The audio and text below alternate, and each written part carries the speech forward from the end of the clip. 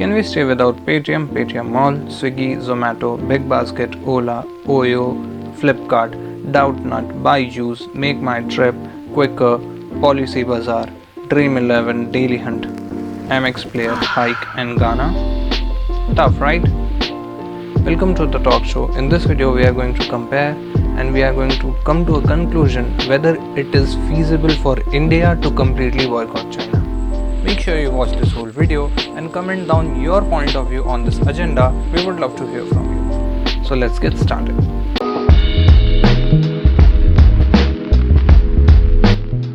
So you might be one of those who might have installed those Chinese cleaner apps to uninstall all the Chinese apps from your phone. But is uninstalling Chinese app is sufficient enough to drive all the money that China earns from India?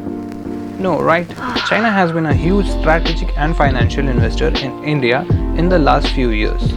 In fact, 18 out of the 30 startup unicorns in India are being funded by the Chinese investors. And one of the biggest tech giant of the China, that is Tencent, has even closed 10 deals in the past 6 to 8 months. Tencent's most recent bet is in Doubtnut, which is of about $15 million.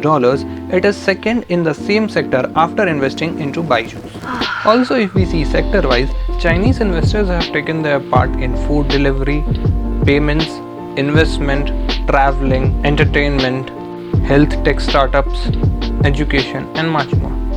According to the reports of Economic Times, China has pumped up more than 3.9 billion just in the financial year of 2019, which is double the amount of around 2 billion which they have invested by 2018.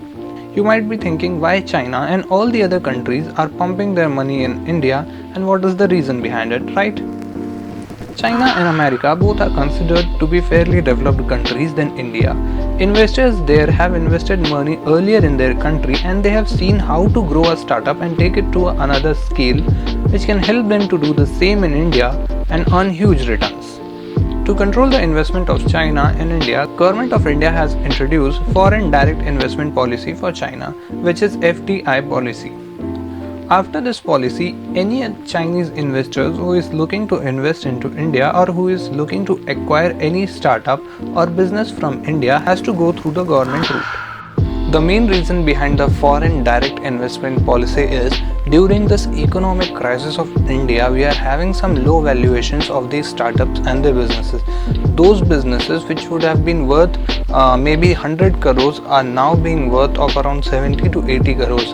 And this low valuation is giving opportunity for the foreign investors to come and take over the Indian startups and business, which won't be a good sign for the Indian economy at a longer run. But on the other hand, in this moment of economic distress, Indian companies are starving of capital. And this FDI policy can make it more worse. Hence, the government's decision of restricting the Chinese foreign direct investments could backfire too.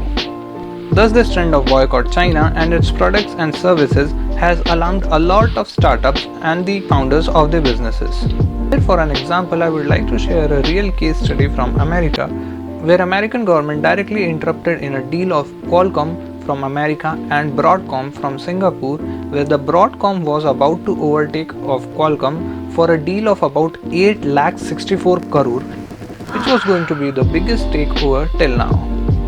However, the government interrupted with a point that Qualcomm works into wireless technology and America does not want to disclose any of the intellectual properties to the other countries, as it can lead to the security issues. Later, Broadcom came up with a counterpoint that their deal was not violating any of the security issues of the country. But at the end, the deal had to be cancelled. We can learn from that and we can make sure most of the businesses and startups stay in Indian hands. So here we need to understand we are discussing two different things. One is the population demand of boycott Chinese products and services. Another is the government's FDI policy, which is restricting the investment of Chinese investors into Indian startups.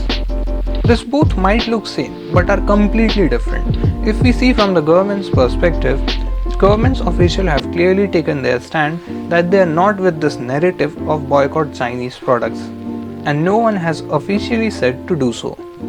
As India is the $75 billion market for the Chinese, we feel that we stopping their import into our company can make them economically weaker. Which if we try to see it in this perspective, that $75 billion is just 3% of their economy. However, India is just exporting around 17.5 billion, but it is around 5.3% of our exports to the other countries. Thus, any trade war between India and China will hurt India too.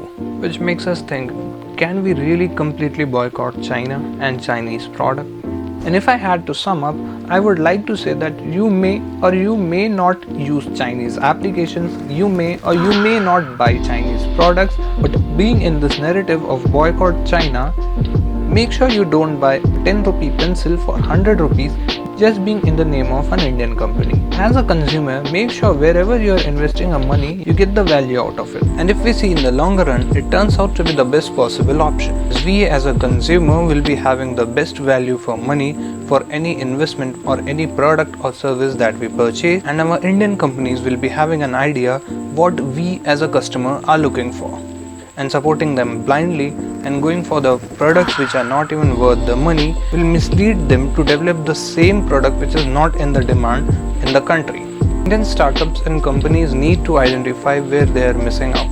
Because if we compare Indian companies with the offerings from other countries, like currently we are comparing from China, most of the offerings at a price point more higher in the product which is imported from outside, that is China. Like if we compare with the smartphones, Lava, which is an Indian brand, and you compare MI, which is a Chinese brand, you will be getting the same or more features in a MI phone than Lava at less price point than Lava phone. Case that we need to cut down on our manufacturing costs and improve value for money in our products. The best we as a consumer can do, and I personally do, is if there is a product in which I think that I am getting 90% of the value of the money that I am investing, and there is the same offering from an Indian company which offers around 80% value in that same product, then I take that small loss and go for the Indian company. However, when it comes around 90% value for money in a product from outside country, maybe China, and 60 to 70% value for money from an Indian company, I definitely will prefer the imported product. So this was the take of the talk show over this agenda. Make sure you drop a like if you like the video, and comment down what you think about this topic and share it with the people you may like. Thank you. Have a nice day.